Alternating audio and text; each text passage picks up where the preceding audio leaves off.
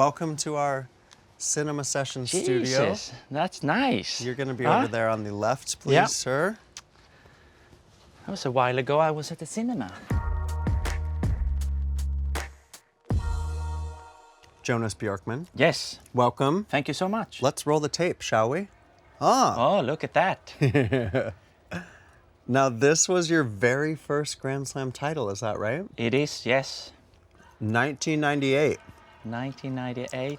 And you've got to explain this to us. Yes. That celebration. That is a crazy celebration. And look at that. I beat Todd there as well. That's nice. Yeah, And the Mark, Woodies. of course.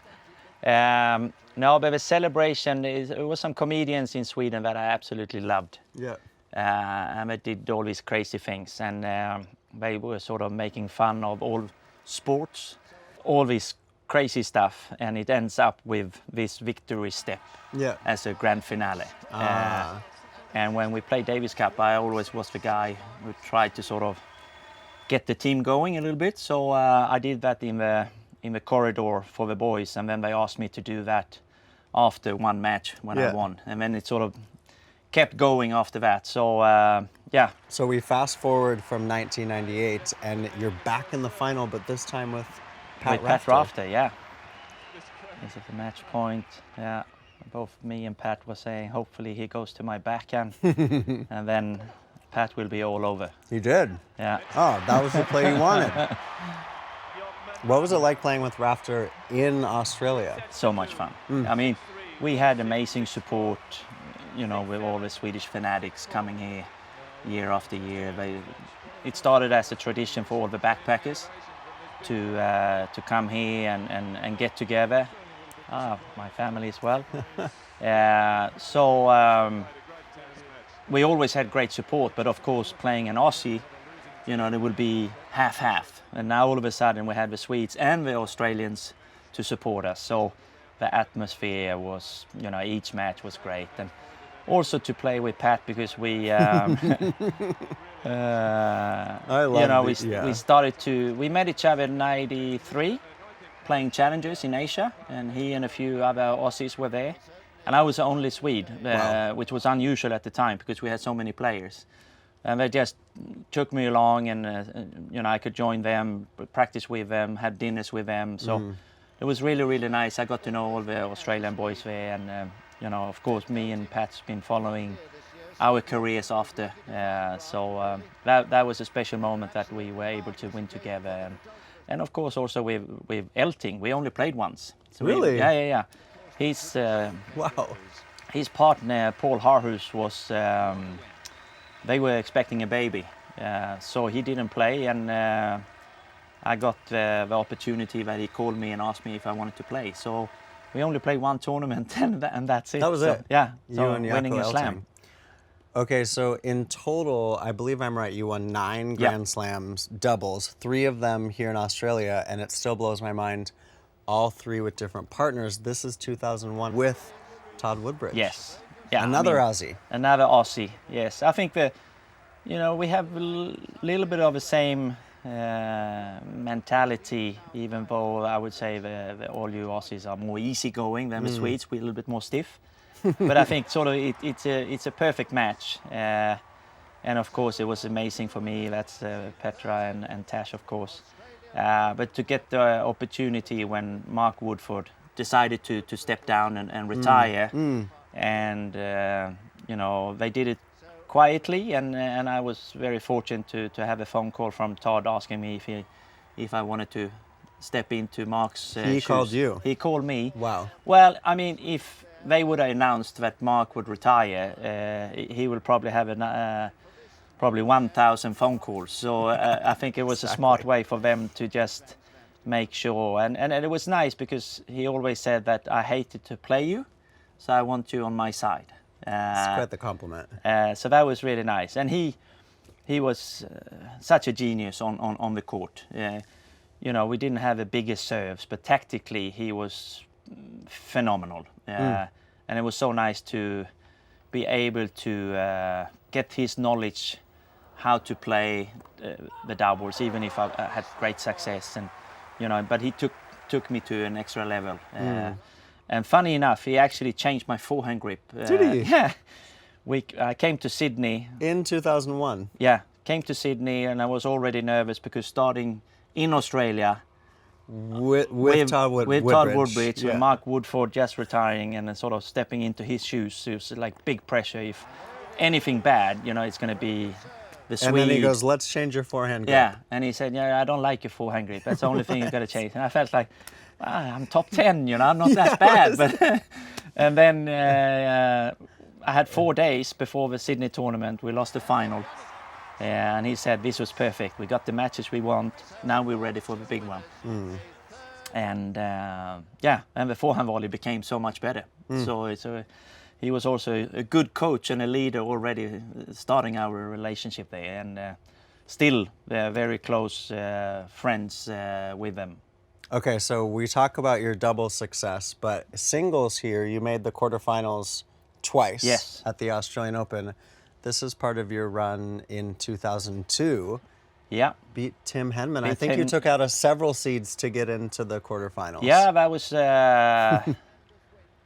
a good run, and of course beating Tim there was a big win to sort of start off the first week, and then unfortunately I ran into my maybe closest friend of the Swedes, Thomas Johansson, and it was a perfect day.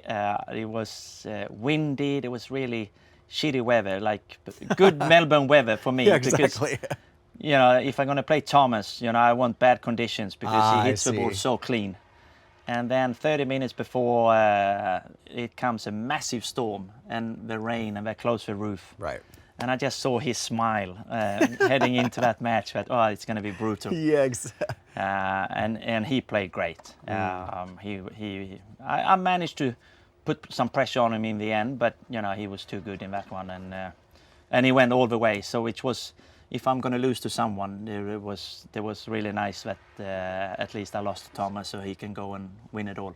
Well, actually, in my research, I didn't realize, I knew you had lost this match in 2002, but in 98, when you made the quarters, you also lost to the eventual champion. Yes. You win some, you lose some, Yeah. and as long as you give everything you can, you can't do more than that. What do you remember of 2007? You take on a guy named Roger Federer here in the second round. I think it was your last singles match here in Yeah, Melbourne. because when I didn't come 98, we had our second child, our daughter Bianca.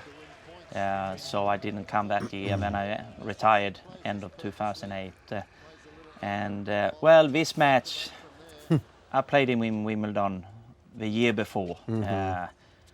And I So played you knew what was coming. Yeah, I played really good, and of course I was old. I was, he was at his prime, and I was, 36, 35 here, so 34 in Wimby. And Wimby, I played probably my best match in the whole tournament, and I got my ass kicked.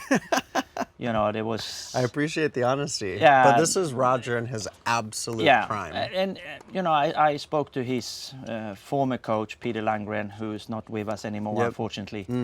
I tried to do all the research, and even if I knew I was having a very, very tough match ahead of me, I had to try everything I could, Yep. to sort of find a way of believing going into that match. And, Like that point. yeah, and say I have a chance. But then there was all about. It's a funny story because somehow Todd is a master of all the tennis history, and he told me that the fastest semi-final ever was like 1 hour and 30 minutes something. And after the first set, I was 2-6 down in Wimby, and then I just started to look at the clock because I just didn't want to be in the history books of being the fastest semi-final good. ever. But I had the best seat in the house to see him play at his peak, and this one at least wasn't as embarrassing like the other one. So this was more okay loss. I don't think you should be embarrassed by any of it. Now, we saw the footage, of course, the throwback of you and Pat Rafter winning the doubles, but you guys have teamed up again. Tell us about the paddle this year. Yeah, so Paddy is now really hooked to the sport that I found maybe 10 years ago, and been playing more and more, and been the national coach in Sweden for the last 4 years. Yep.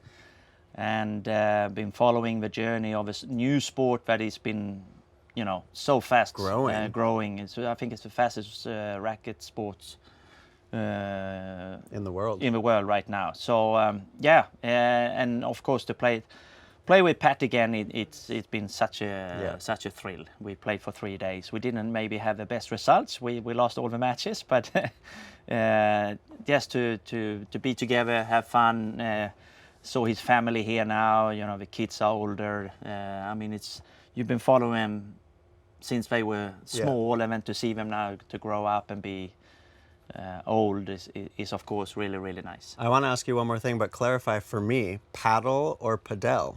Because I've heard it both ways, Jonas. It is. And I think both works. Okay. But if you ask the sort of Spanish-speaking Argentinians where maybe everything started, they will say padel. Padel. The Spanish will say padel.